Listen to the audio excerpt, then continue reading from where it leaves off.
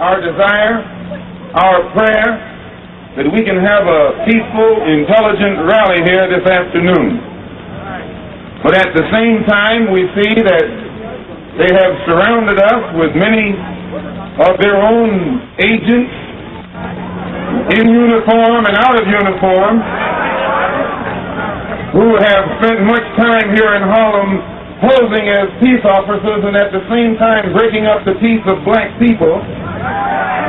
So we hope that they will be peaceful and we will be peaceful. We are here to tell you to love the white man. You have come to the wrong place. And those of you who think that you perhaps came here to hear us tell you to turn the other cheek to the brutality of the white man, I say again, you came to the wrong place.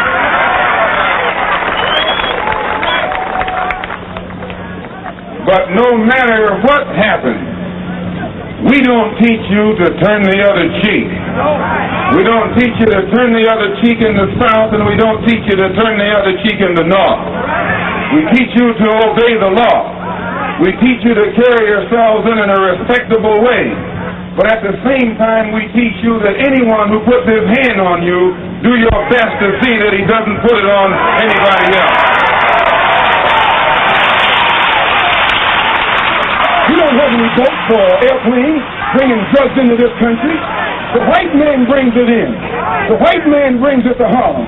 The white man makes you a drug addict. The white man then puts you in jail when he catches you using drugs.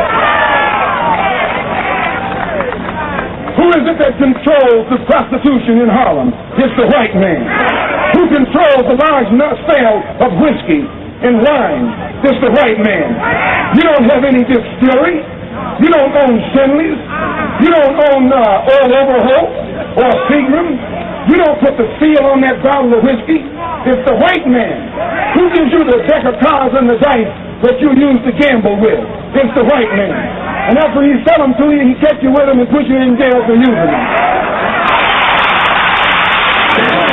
You're trapped in a vicious cycle of poverty, of ignorance, of apathy, of disease, and of death. And they have these old Uncle Tom Negro leaders coming to Harlem telling you and me that times are getting better. Your times will never get better until you make them better. We have the same thing that goes on right here in Harlem. They will let a prostitute die as long as she come back to them later on. They encourage her to be a prostitute. They take bribes from her for being a prostitute. And they'll take it in cash or they'll take it in trade. Well, we're here to tell them it has to come to a stop.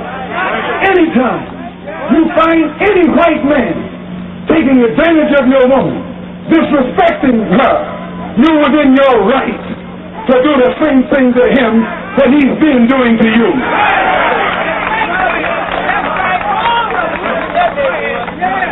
You can't take a white woman in a white neighborhood. You can't grab a white woman in a white neighborhood. You can't even walk through a white neighborhood with a white woman. Why, what do you look like letting this blue-eyed thing walk around here with our women? Comes to biting the enemy of America, you'll bite just like that. Whether he tell you to bite in Korea or bite in Berlin or bite in the South Pacific. As soon as he says stick 'em, you bite anybody he point the finger at. But right here in this country, under your nose, with two-legged white dogs, sticking four-legged dogs on your and my mother, you and I don't know how to bite. Sticking dogs on your and my sister, and you and I don't know how to bite.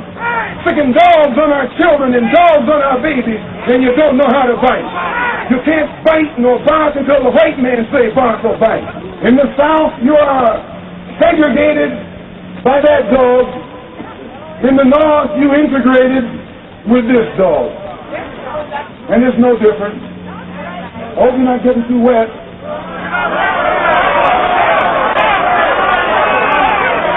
The dog is their best friend. The dog is their closest relative. They got the same kind of hair. the same kind of skin, and the same kind of smell. Oh, yeah.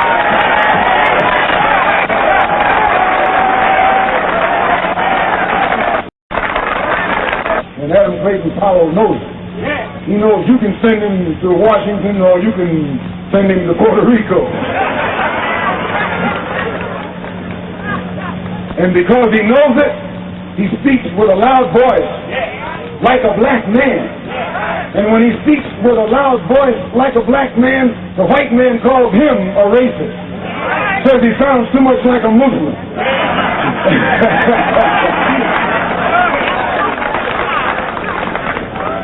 Simply because he's trying to tell the white man where it's at. When the Honorable Elijah Muhammad finishes opening your and my eyes and making it possible for us to see this white man like he really is, he don't have to worry about us integrating with him.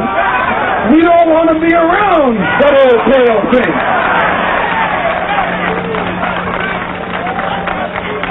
We don't want to be around that old pale thing. We don't want to integrate with that old pale thing. We don't want to sleep next to that old pale thing. So we can do without him. You find that old pale thing laying out in the sun, trying to get to look like you. That old pale thing.